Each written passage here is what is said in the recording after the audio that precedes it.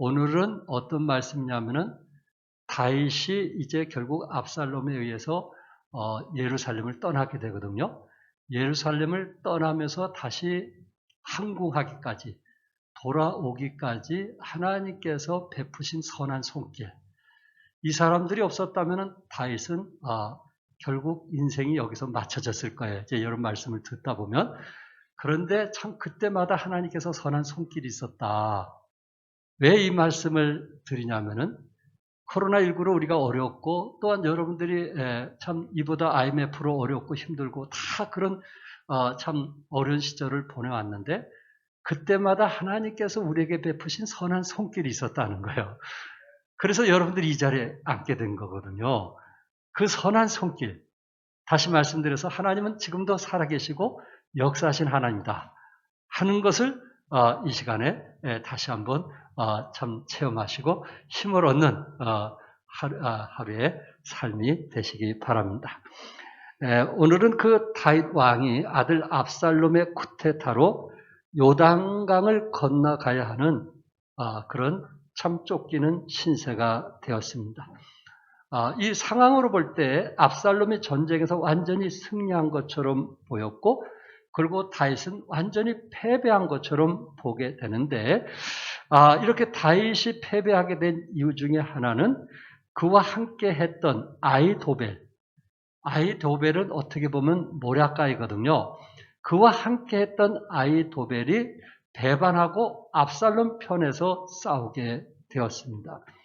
그랬을 때 다윗은 신하들과 함께 감난산 그 길을 올라가면서 신발을 손에 쥐고 머리를 가리고 그리고 맨발로 울면서 백성들과 함께 했던 피신하는 모습을 보게 됩니다.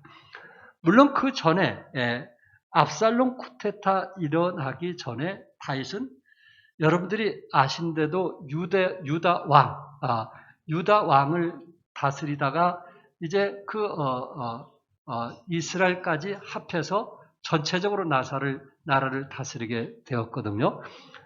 이 전체적으로 나라를 거의 40년 이상 나라를 다스리게 됐는데 유다와 이스라엘을 통일시켜서 나라를 다스리게 되었을 때 이웃 나라들이 계속 침략을 하는 겁니다.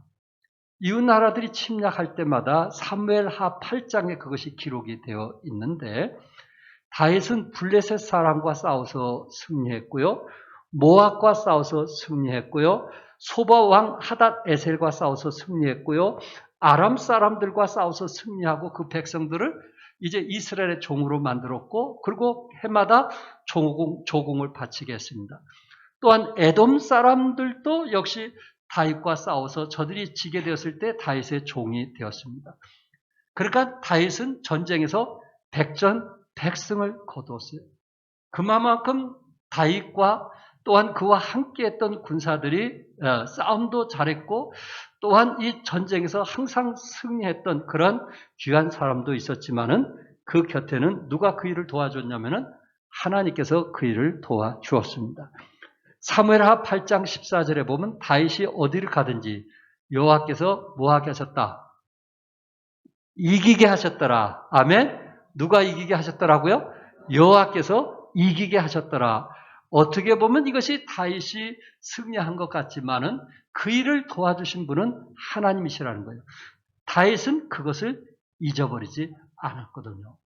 물론 압살롬이 그 당시 그 셋째 아들로서 건강하고 잘생겼고 또한 이스라엘 사람들에게 칭찬을 받아가지고 쿠데타를 일으켰지만 이 말씀을 아무리 보고 봐도 외부의 적들을 이제 승리했던 다윗, 백전백승했던 다윗이 압살롬 하나 못 이겼겠느냐 이거야. 압살롬 하나.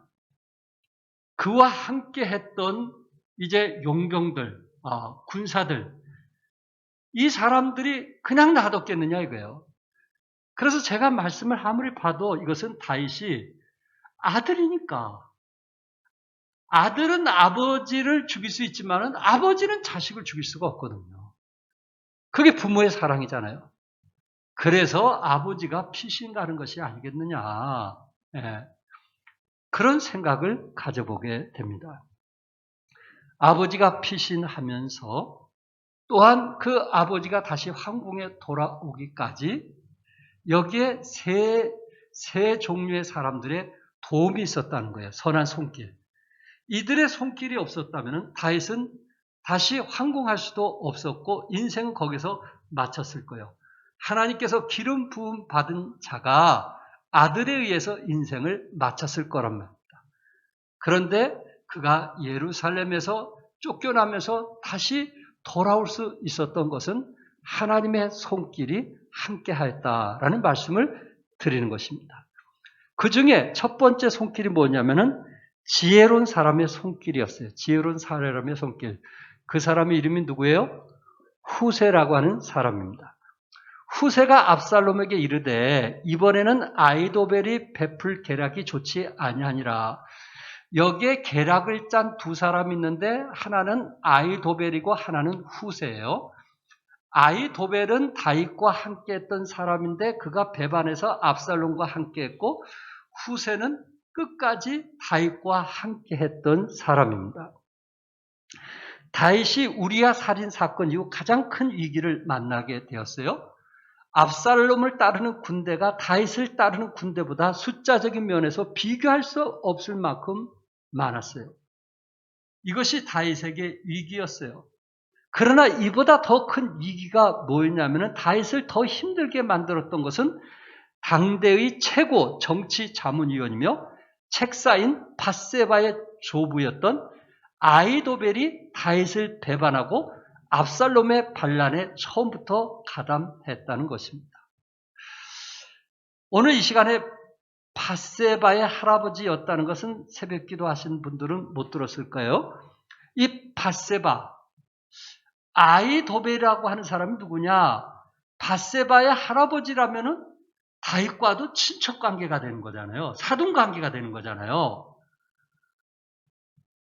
이 아이도벨이 압살롬 편에 들 수가 없는데, 그러면 밧세바는 그 당시 그 남편이 우리아였는데 장군이었잖아요. 밧세바는 다윗 왕조의 30명의 용장 중에 한 명인 엘리암 장군의 딸이었어요.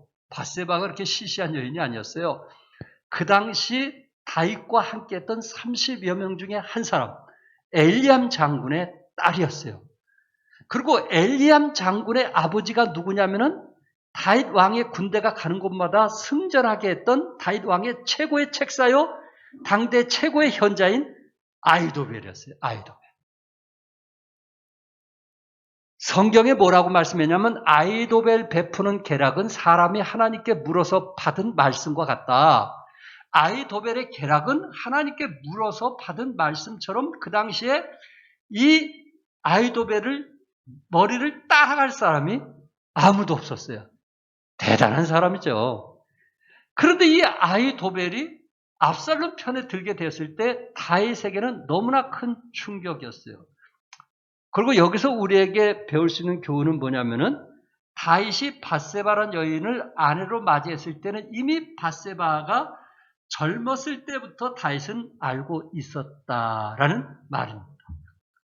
목욕했다 해서 모르는 여인이 아니었고 하인에게 묻게 되었을 때 그가 누구의 딸 밧세바입니다 했을 때 이미 다윗은 알고 있었다는 거예요. 왜? 그의 아버지와 그의 할아버지 아이도벨이 잔치 때나 무슨 큰일 때 다윗과 함께 잔치를 벌이면서 이 밧세바라는 여인이 젊었을 때부터 따라다녔기 때문에 다윗은 이미 알고 있는 여인이었다는 거예요. 전혀 모르는 그런 여인이 아니었다는 거예요. 그런데 이런 아이도벨, 참 이 사람 없이는 다윗이 결코 아무 일도 할 수 없는데 아이도벨이 압살롬 편에 들게 됐을 때 다윗은 너무 혼란이 왔어요. 너무 힘든 거예요. 그래서 사무엘하 15장 31절에 하나님께 기도합니다. 다윗이 이르되 여호와여 원하옵건대 아이도벨의 모략을 어리석게 하옵소서. 누구의 모략을요? 아이도벨. 이 한 사람의 역량이 너무 컸기 때문에 하나님, 그동안 그가 나와 함께 했을 때는 하나님의 뜻 가운데 했는데 압살롬과 쿠데타를 일으키면서 그와 마음을 지금 같이 하고 있사오니 하나님, 그의 마음을 어리석게 하옵소서 하고 다윗이 간절히 기도했단 말이에요. 그러고 예루살렘 이제 그 성을 떠나서 피난길을 가게 되었을 때에 하나님께서 그 기도를 응답해 주셔가지고 누구를 만나게 했냐면은 후세를 만나게 해준 거예요. 사무엘하 15장 32절에 보면 다윗이 하나님을 경배하는 나루터기에 이를 때에 아렉 사람 후세가 옷을 찢고 흙을 머리에 덮어 쓰고 다윗을 맞으러 온지라. 그러니까 후세가 얼마나 다윗을 사랑한지 아시겠죠? 다윗이 예루살렘의 압살롬에서 쫓겨나는 것을 보고 옷을 찢고 흙을 머리에 덮어 쓰고 이것이 내 죄가 아닙니까 하면서 그렇게 울고 기도하면서 다윗을 맞이했다는 거예요. 그러니까 다윗은 예루살렘을 떠나면서 첫 기도를 했는데 하나님이 응답해 주셨어요? 응답해 주지 않았어요? 응답해 주셨어요. 그러니까 아이도벨 다음으로 지략가가 누구냐면 그 당시에 후세였단 말이에요. 근데 후세는 압살롬 편에 들지 아니하고 끝까지 다윗 왕의 편에 들어서 함께 했다는 게 이게 중요한 것입니다. 후세는 압살롬이 득세를 할지라도 변함없이 한 주인 다윗만을 섬겼습니다. 생명을 다하여 충성하기를 원했고 다윗 편에서 나라를 구원하기를 원했던 것입니다. 그래서 다윗이 피난 갈 때 그와 함께 피난길을 따라가기를 원했던 거예요. 그랬을 때 다윗은 말리는 것입니다. 네가 나를 따라오기보다 이보다 더 급한 것이 있는데 아히도벨이 어떤 전략으로 나와 싸울지 모르니 네가 압살롬 편에 드는 것처럼 해가지고 그의 괴락을 나에게 정보를 좀 알려다오. 그것이 네가 하는 일 중에 가장 큰 일이다. 그렇게 이야기를 합니다. 후세는 다윗 왕의 말에 순종해서 압살롬과 같은 편인 척하면서 이제 그의 정보를 빼서 다윗에게 알려주는 역할을 하게 됩니다. 모략자인 아히도벨은 압살롬에게 제안을 합니다. 저에게 군사 1만 2천 명을 주시면 내가 그 군사를 데리고 지금 지쳐있고 힘든 다윗을 쫓아가서 목을 잘라오겠습니다. 그러니 나에게 군사 1만 2천 명을 주십시오. 라고 압살롬에게 제안을 하는 거예요. 압살롬이 그 제안을 듣고 보니까 또 같이 나이 많은 장로들이 그 얘기를 듣고 보니까 괜찮은 제안이에요. 그래서 그걸로 만약에 했다면은 다윗은 요단강 건너기 전에 이미 지쳐있기 때문에 거기서 죽고 말았을 거예요. 그럴 때 압살롬이 이상하게 후세에게 묻고 싶었던 거예요.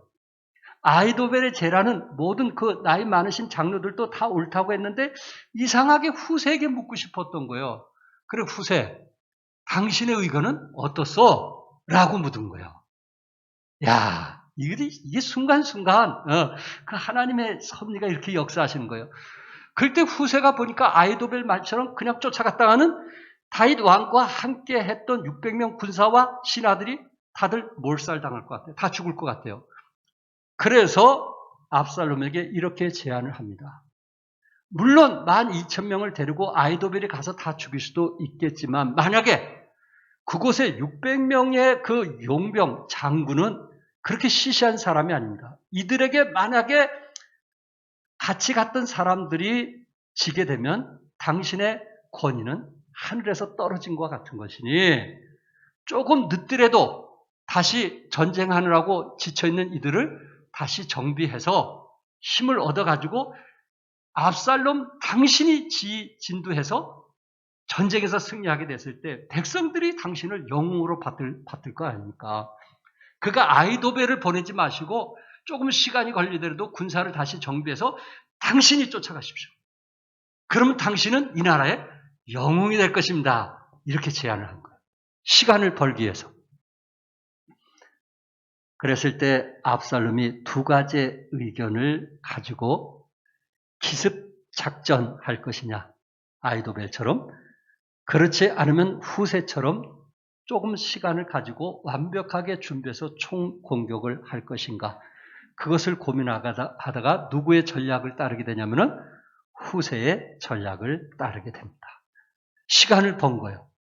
시간을 번 거예요. 이때 후세는 그 성 안에 있는 제사장 사독과 아비아달에게 빨리 이 소식을 전하라고 하는데 워낙 감시가 심해가지고 사독과 아비아달도 제사장도 성 바깥으로 나갈 수가 없는 거예요. 경계가 심해서. 그래서 사독과 아비아달이 여종에게 그 얘기를 전달했고 그 한 여종이 밖에서 기다리는 요나단과 아히마아스. 아히 뭐예요? 마아스. 이 이름을 기억하셔야 돼요. 아히마아스에게 전달해서 아히마아스가 결국은 이제 다윗에게 전달을 하러 갑니다. 근데 이 상황을 압살롬의 편이었던 한 청년이 이 계략을 안 거예요. 그래가지고 압살롬에게 고자질 해가지고 압살롬이 군사를 데리고 그 두 사람을 잡아오라고 명을 내려서 이 군사들이 요나단과 아히마아스를 쫓게 되는 겁니다. 이들이 바후림이라고 하는 곳에 있을 때 운물가가 있는 것을 보고 그 운물가의 속에 숨어 있는데 그 운물 속에 숨어 있는 것을 그 집의 여주인이 보게 된 거예요. 이 여주인이 그 상황을 보고 운물 입구를 물건으로 덮고 그 위에 곡식을 널어 놓아서 위장을 했어요. 압살롬 군사들이 성경에 보니까 요나단과 아히마아스가 어디 있느냐? 그 두 사람 점탕꾼을 알고 있는 거예요. 요나단과 아히마아스가 어디 있냐? 했을 때 사무엘하 17장 20절에 보면은 그들이 시내를 건너갔나이다. 거짓말을 하는 거예요. 이 순간순간 다윗이 그냥 있는 게 아니란 말이에요. 순간순간 이렇게 귀한 사람들이 곳곳에 있었단 말이에요. 그래서 요나단과 아히마아스가 살게 되었고 그리고 그들이 바삐 다윗에게 쫓아와서 지금 이곳에 있으면 안 되니까 너무 지쳐가지고 요단강 건너기 전에 거기에서 다들 누워 있는데 여기 있으면 안 됩니다. 빨리 요단강을 건너가서 그곳에서 다시 정비해야 됩니다. 재정비해서 싸움을 준비해야 됩니다. 하고 연락해 준 사람이 요나단과 아히마아스였습니다. 사무엘하 17장 22절에 보면 다윗이 일어나 모든 백성과 함께 요단을 건널새 새벽까지 한 사람도 요단을 건너지 못한 자가 없었더라. 숫자가 얼마나 많으면 새벽까지 건넜겠어요. 그러니까 다윗의 군사도 만만치 않은 거 아시겠죠? 새벽까지. 만약에 건너지 않았으면 다윗은 거기에서 모든 인생이 끝나고 말았을 거예요. 그런데 하나님은 곳곳에 여기에 귀한 사람들이 있었단 말이에요. 하나님을 곳곳에 사랑하는 사람이 있었어요? 없었어요? 있었단 말이에요. 어떻게 보면은 압살롬 편인 것 같지만 겉으로 보면은 압살롬이 승리한 것 같지만은 그 곳곳에 이렇게 하나님을 사랑하는 사람이 있고 몸된 교회를 생각하는 사람이 있고 어떻게 하든지 하나님이 원하시는 삶을 살고자 하는 그런 사람들이 있었다는 말씀입니다. 결국 다윗 왕은 지혜로운 후세로 인하여 이스라엘의 왕으로 항공할 수가 있었습니다. 지혜로운 후세는 하나님께서 쓰시는 선한 손길이었습니다. 두 번째, 좋은 소식을 전해주는 손길이 있었어요. 좋은 손길을 전해주신 손길. 그 사람이 조금 전에 얘기했던 누구예요? 아히마아스라고 하는 사람입니다. 다윗에게 요단강을 넘어가라고 했던 아히마아스라고 하는 사람. 18장 19절에 사독의 아들 아히마아스가 이르되 청컨대 내가 빨리 왕에게 가서 여호와께서 왕의 원수 갚아주신 소식을 전하게 하소서. 왕의 원수 갚아주신 소식을 전하게 하소서. 요단강을 넘어가게 했던 아히마아스는 어떻게 보면 타고난 전령이었습니다. 후세가 전해준 정보를 다윗에게 전해줬는데 17장 17절에 보면은 그때 요나단과 아히마아스가 사람이 볼까 두려워하여 감히 성에 들어가지 못하고 그들은 가서 다윗 왕에 알리더니 라고 말씀했어요. 아히마아스가 다윗에게 찾아왔을 때는 이미 그들은 지치고 힘든 몸이라 건너가기조차도 어려웠던 것입니다. 그런데 이 소식, 이 정보를 듣고 나서 다윗은 자기와 함께했던 군사들을 요단강에 건너게 했고 또 거기에서 재정비를 하고 지금 압살롬과 싸울 수 있는 힘을 다시 키웠던 것입니다. 오늘 본문 사무엘하 18장은 어떤 내용이냐면은 요압 장군은 그 전쟁에 승리하게 되었을 때, 압살롬과 싸워서 승리하게 되었을 때 아히마스에게 그 소식을 전달하기보다는 구스 사람에게 승전 소식을 전하게 합니다. 왜냐하면 사무엘하 18장 20절에 너는 오늘 소식을 전하는 자가 되지 말고 다른 날에 전할 것이니라 하면서 아히마스에게 전하지 못하게 하고 17장 21절에 구스 사람이 요압에게 전하고 다름질하여 가니 구스 사람에게 이 전쟁에서 승리했다는 그 소식을 이제 다윗에게 알리도록 했습니다. 본문에 보는 아히마스는 어떤 마음이었어요? 그는 이런 좋은 소식을 전하는 사람이었어요. 좋은 소식을 전하는 사명과 은사가 있는 사람이었어요. 그래서 할 수 없이 요압에게 그러면 내가 당신이 보낸 구스 사람 뒤에 쫓아가면 되겠느냐 했더니 그럼 구스 사람 뒤를 쫓아가라. 구스 사람이 먼저 다윗 왕에게 전하면 된다라고 말을 했던 거예요. 그런데 17장 23절에 뒤를 쫓는 것 같으면서 어떻게 했어요? 아히마스가 들길로 그러니까 지름길로 다름질하여 구스 사람보다 뭐 했다 그랬어요? 앞질러 가니라. 이분은 좋은 소식을 다른 사람보다 먼저 전하기를 원했어요. 다윗 왕에게 좋은 소식, 전쟁에서 승리했던 이 좋은 소식을 누구보다도 먼저 전하기를 원했던 것입니다. 그때 두문 사이에 다윗 왕은 앉아 있었고 파수꾼은 성문 위층에서 보고 있다가 어떤 사람이 달려오는 것을 봤는데 그 사람이 아히마스라는 사실을 알고 다윗 왕에게 알려줬어요. 아히마스라는 사람이 지금 달려오고 있습니다. 그랬더니 17장 27절에 뭐라고 하냐면은 그는 좋은 사람이니 좋은 소식을 가져오느니라. 좋은 사람은 무슨 소식을 가져와요? 좋은 소식을 가져와요. 나쁜 사람은 무슨 소식을 가져와요? 나쁜 소식을 가져오는 거예요. 좋은 사람은 좋은 소식을 가져오는 거예요. 나쁜 사람은 나쁜 소식을 가져오는 거예요. 그거 어떻게 할 수가 없어요. 내가 좋으면 좋은 소식을 전해주는 거예요. 상대방을 시원케 하고 상대방을 유쾌케 하고 상대방이 힘이 되고 상대방이 격려되는 말을 하는데 나쁜 사람은 이미 자기 마음에 쓴뿌리가 있기 때문에 상대방의 좋은 말을 하지 못하는 거예요. 안 좋은 말을 해서 상대방을 이렇게 참 무너뜨리는 경우들이 많이 있어요. 우리 성경에 보면 서로 사랑하여 선행과 격려를 하라고 했죠. 사랑과 선행으로 격려하라고 그랬죠. 예수 믿는 좋은 사람들은 사랑 안에서 격려하는 거예요. 아멘? 아멘? 격려하고 세워주는 거예요. 그렇구나. 자녀들은 부모에게 어떤 소식을 전하는가? 부모들은 자녀에게 어떤 소식을 전하는가? 한번 생각해 보면서 우리도 아히마스처럼 좋은 소식을 전하는. 왜? 여러분과 저는 이미 기쁜 소식, 좋은 소식을 통해서 그 복음을 통해서 구원받고 하나님의 자녀가 되었고 새로운 피조물이 된 것을 믿습니다. 그리고 우리가 새 성품 가진 거 믿습니다. 아멘? 그래서 우리는 살아가면서 무슨 소식을 전하는 사람이에요? 좋은 소식. 아히마스는 좋은 소식을 전해주는 일꾼입니다. 격려와 위로해주는 전령자가 되었습니다. 그래서 두 번째 우리에게 주는 교훈은 다윗 왕은 기쁜 소식을 전하는 아히마스 때문에 이스라엘의 왕으로 황궁할 수 있는, 회복할 수 있는 기회를 갖게 된 것입니다. 이 기쁜 소식을 전해주는 아히마스는 결국 누가 쓰시는 거냐? 하나님께서 쓰시는 선한 손길인 것을 믿습니다. 끝으로 세 번째, 피로를 채워준 손길 바르실레. 언젠가 바르실레에 대해서 여러분에게 말씀을 드린 적이 있습니다.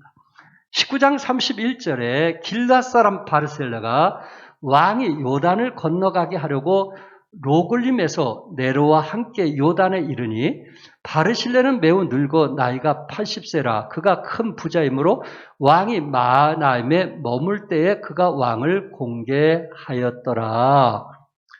여기에 바르실레는 나이가 몇 세요? 80세 노인이에요. 우리 한국에는 70세가 되면 노인이라는 말을 써요. 일본에는 이제는 75세가 돼야 준고령자 이런 표현을 쓴다. 준고령자. 80세가 돼야 고령자라고 한다 그래요. 하도 젊으니까. 우리나라는 아직 70세가 되면 노인인데 80이 됐으니 이거는 완전 고령자이시죠. 그런데 다윗이 궁궐에서 압살롬에 쫓겨나게 되었을 때 그의 필요를 알고 어디까지 쫓아갔어요? 요단강까지 쫓아갔어요. 요단강까지. 사실 여러분 지도 보시면은 예루살렘에서 마남이라고 하는 바르실레가 사는 그 고향까지는 약 200km가 되거든요. 그러니까 요단까지 왔을 때 적어도 한 몇 킬로? 한 50km 이상은 왔을 거란 말이에요. 그러니 그 나이 많은 연세 많으신 분으로서 50에서 100km 왔다는 것은 결코 쉬운 일이 아니잖아요. 그러나 다윗이 자기의 필요를 알고 앉아서 기다리는 것이 아니고 그 소식을 듣자마자 그 50에서 100km 된 그 먼 길을 마다하지 않고 요단까지 가서 다윗 왕을 맞이했다. 그뿐입니까? 사무엘하 17장 21절에 보면 다윗이 마남에게 이르렀을 때에 바르실레가 침상과 대야와 질그릇과 밀과 보리와 밀가루와 볶음곡식과 콩과 팥과 볶은 녹과 꿀과 버터와 향과 치즈를 가져다가 다윗과 그와 함께한 백성에게 먹게 하였으니 이는 그들 생각에 백성이 들에서 시장하고 고나고 목마르겠다 함이더라. 여러분, 용병만 600명이에요. 다윗과 함께했던 정말 싸움 잘하는 사람이 600명이에요. 그 외에 신하가들까지 합하면 한 1000명이 넘잖아요. 아무리 부자들에도 이 1000명을 접대한다는 것은 쉬운 것이 아니잖아요. 하루아침에 재산이 다 날아갈 수 있는 그런 상황이에요. 그럼에도 불구하고 바르실레는 80세가 된 노인이면서도 참 섬기기를 즐겨했어요. 자기 집에 있는 모든 것을 아끼지 않냐고 한 왕을 위해서 기꺼이 헌신했던 그런 바르실레의 아름다운 모습을 보게 됩니다. 나이가 들수록 질 줄 알지 손을 피는 법이 거의 없거든요. 정말 예수님의 사랑을 느끼지 못하고는 손을 핀다는 것은 거의 불가능하거든요. 그런데 바르실레는 한 왕을 위해서 기꺼이 그들의 필요를 위해서 먹이고 또한 재워주고 그들의 필요를 전적으로 헌신했던 것입니다.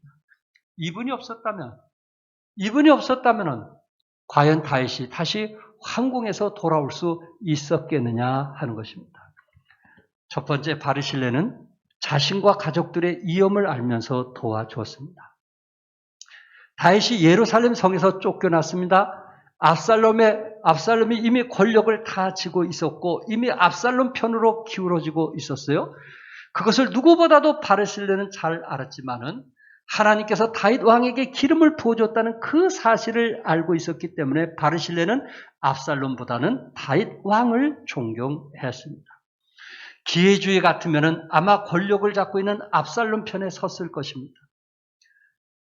바르실레는 그 당시 지방의 족장이며 거부인 그로서 권력을 가졌기 때문에 압살롬에게 미움을 받은다면 현재 있는 모든 것을 다 잃을 수도 있고 자기의 아내, 자기의 자식, 친척까지도 모든 것을 이룰 수가 있었습니다. 조선시대 같으면 삼족이 멸하는 그런 아픔을 당할 수도 있었을 것입니다. 바르실레는 이러한 비슷한 사건을 알고 있습니다. 사울이 다윗을 죽이려고 추격할 때에 노베 제사장 아히멜렉이 다윗과 그 일행에게 먹을 떡을 제공해 주었습니다. 이 소식을 사울이 안 후에 신하들을 시켜서 그곳에 있는 제사장 85명을 죽였습니다. 이런 소식이 바르실레도 알고 있었을 거예요. 그런 것을 알고 있음에도 그런 위험을 무릅쓰고 다윗 편에서 다윗을 기쁨으로 섬겼던 나이 많은 바르실레의 모습을 보시기 바랍니다. 영국 출판사가 친구에 대한 가장 좋은 정의를 내리기 위해서 상금을 걸었어요. 수천의 답이 접수되었는데 1등상을 탄 사람은 누구였냐면은 친구는 세상의 모든 사람이 나갔을 때 들어오는 사람이다 라는 글을 쓴 사람이 1등상을 받았어요. 진정한 친구는 누구예요? 세상 사람들이 그를 떠날 때 그에게 찾아오는 사람이 진정한 친구라는 것입니다. 다윗은 그 주위에 많은 사람들이 떠났어요. 압살롬 편에 서서 싸웠어요. 그러나 모든 사람이 다 떠날지라도 80살 드신 바르실레, 나이가 많은 바르실레는 마지막 힘을 내서 다윗과 함께 동행하고 다윗을 위해서 피로를 채워줬던, 자기 모든 재산을 아낌없이 드리면서 희생했던 바르실레의 아름다운 모습을 보게 됩니다. 두 번째로 바르실레는 보상을 받지 않았다는 거예요. 성격 중에 어떤 사람은 꼭 보상을 바라고 일하는 사람 있잖아요. 그러나 바르실레는 그러지 않았어요. 오히려 다윗이 압살롬과 전쟁에서 승리하게 되었을 때 바르실레를 자기 왕궁에 데려가서 노후에 편안히 지내라고 제안을 했어요. 그런데 35절, 36절에 내 나이가 이제 80세라 어떻게 좋고 흉한 것을 분간할 수 있으며 음식의 맛을 알 수 있으리까? 사람이 80이 넘으면 음식의 맛을 전에 젊을 때처럼 알지 못한다고 합니다. 이 종이 어떻게 다시 노래하는 남자나 여인의 소리를 알아들을 수 있사오리까? 어찌하여 종이 내 주 왕께 아직도 누를 끼치리까? 당신의 종은 왕을 모시고 요단을 건너려는 것뿐이거늘 왕께서 어찌하여 이 같은 상으로 내게 갚으려 하시나이까? 대단한 믿음 아니겠어요? 다윗의 호의를 거절한 이유는 왕에게 누를 끼치는 노인이 되기 싫었다는 것입니다. 바실레는 80세, 80살에 넘어서 자기 자신이 분별력이 떨어지고 순발력이 떨어지는 그런 무력한 사람인 것을 지금 고백하면서 내가 80이 돼서 음식 맛도 제대로 알지 못하는 사람인데 당신을 따라가서 국왕에게 누를 끼쳐서는 안 된다고 말하면서 정 원하신다면 내 젊은 아들 기맘을 데려가 주신다면 대신 감사하겠습니다 라고 말을 했어요. 그럴 때 다윗 왕이 바르실레 아들 김함을 궁궐에 함께 데려가고 약속을 지키는 겁니다. 그 약속을 언제까지 지키는지 성경에 보니까 다윗이 그 후에 몇십 년 지난 후에 이제 다윗이 나이가 늙어가지고 이제 임종할 때가 되었어요. 그럴 때 솔로몬을 불러다가 다음 차기 왕이 될 솔로몬 왕을 불러다가 이렇게 이야기를 합니다. 우리 열왕기상 2장 7절 한번 읽어보겠어요. 시작. 마땅히 길르앗 바르실레의 아들들에게 은총을 베풀어 그들이 네 상에서 먹는 자 중에 참여하게 하라. 내가 네 형 압살롬의 낫을 피하여 도망할 때 그들이 내게 나왔느니라. 네 상에서, 솔로몬 네 상에서 바르실레의 자식들이 너와 같이 밥을 먹도록 하라. 그들에게 이런 부귀와 영광을 계속 누리도록 네가 도와주라 하면서 다윗은 바르실레를 평생 잊지 못하고 그 고마움을 자식에게 표현을 했습니다. 다윗은 정말 의리의 사람이었습니다. 다윗은 그때 당시 은혜 받은 것을 그냥 잊어버린 사람이 아니었어요. 어떻게 끝까지 베풀고자 하는 것이 바로 다윗의 마음이었어요. 이거 쉽지 않잖아요. 여러분, 다윗도 바르실레를 잊지 못하는데 살아계신 하나님은 여러분의 수고와 여러분의 희생 잊을까요? 그렇게 젊었을 때 한 교회에서 고생하고 수고한 그 수고를 우리 하나님이 잊으실까요? 히브리서 6장 10절에 하나님은 불의하지 아니하사, 하나님은 뭐하지 아니하신 분이에요? 불의하지 아니하신 분이에요. 기억하세요. 우리 하나님은 불의하지 아니하. 우리는 불의할 수 있어요. 자신의 욕심 때문에. 우리 하나님은 불의하신 분이 아니에요. 그러면서 뭐라고 말씀했냐면은 너희 행위와 그의 이름을 위하여 나타낸 사랑으로 이미 성도를 섬긴 것과 이제도 섬기고 있는 것을 잊어버리지 아니하시니라. 우리 하나님은 섬기는 것을 뭐하지 아니하신다고요? 잊어버리지 아니하. 이미 섬긴 것, 과거에 여러분이 섬긴 것 우리 하나님 잊지 아니하시고 지금 섬긴 것을 뭐하지 아니하신다? 잊어버리지 아니하신다. 어렵고 힘든 속에서 정말 예배 드리려고 최선을 다하는 그 마음 우리 하나님 뭐하지 아니하신다? 잊어버리지 아니하신다. 우리 하나님은 결코 잊어버리지 않아요. 다윗이 바리실레를 잊어버리지 않는 것처럼 우리 전능하신 하나님께서는 이제 불의하신 하나님이 아니기 때문에 우리의 희생과 우리의 수고, 사랑으로 희생하고 섬기고 헌신한 그것을 우리 하나님은 기억하신다고 말씀했어요. 필라델피아에 3층짜리 작은 여관에 종업원이 있었습니다. 그런데 어느 날 노 부부가 이 여관을 찾아왔어요. 도시의 큰 행사 때문에 좋은 호텔들이 다 10,000원이었어요. 그리고 좀 작은 여관을 찾아갔는데도 10,000원이었어요. 그리고 비바람은 쏟아지고 어떻게 할 줄 몰라서 조금 떨어진, 도시에서 조금 떨어진 곳에 찾아왔는데 한 여관이 있는 거예요. 역시 그곳에도 10,000원이었어요. 몹시 춥고 떨고 있을 때 그 종업원이 노부모가 힘들다는 것을 알고 따라오라고 하는 거예요. 한 구석대기 방, 자기가 잠자는 그 방을 내줬어요. 그러면 당신은 어디서 잘 거냐고. 저는 여기 의자에서 누워서 자도 괜찮으니까 걱정하지 마시고 주무세요. 노 부부는 너무 고마워서 거기서 잠을 자고 난 후에 아침에 이렇게 나가면서 젊은이에게 얘기했어요. 젊은이는 참으로 친절하고 1급 호텔의 경영주가 될 수도 있겠어요 라고 했어요. 인류 호텔의 경영주가 될 수도 있겠어요 라는 표현을 했습니다. 젊은이는 그냥 지나간 얘기인 줄 알고 지나갔지만은 몇 년 지난 후에 편지가 왔어요. 그곳에 보니까 기차표와 함께 온 겁니다. 내가 지금 뉴욕에 1,900여 개의 객실을 만드는데 그때 당시는 세계에서 최고로 큰 객실이었죠.